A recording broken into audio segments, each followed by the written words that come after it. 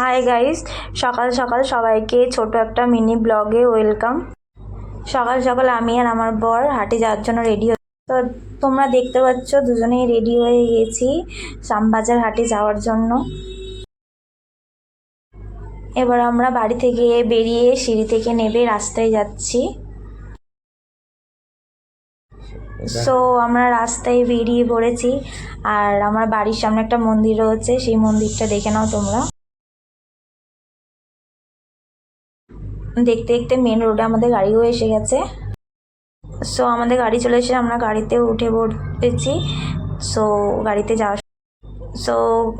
যাওয়ার সময় সকালের ভিউজটা তোমরা দেখো কত সুন্দর লাগছে। সকাল সকাল ভিউজটা অনেকটাই সুন্দর লাগছে ভোরের বেলা, অ্যান্ড রাস্তাঘাটটাও খুব। সো এবার আমরা হাটে চলে এসেছি, দেখতে থাকো।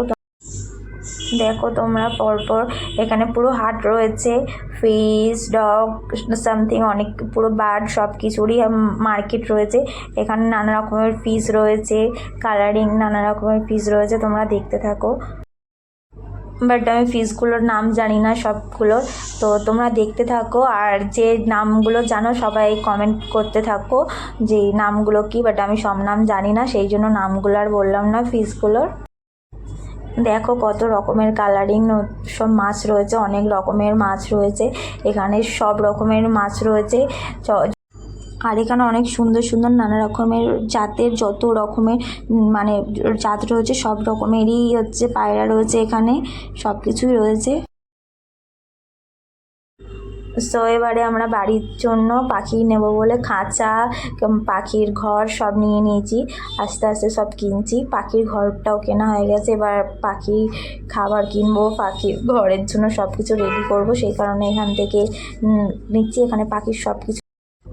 সো আমাদের এই পাখিগুলো ভালো লেগেছে বলে তো ওই 4টে পাখি আমাদের বাড়ির জন্য নিয়েছি। বাট আমার খুব ভালো লাগছিল, খুব কিউট কিউট লাগছিল, তো সেই কারণেই 4টে পাখি নিয়েছি আমাদের বাড়িতে থাকবো বলে।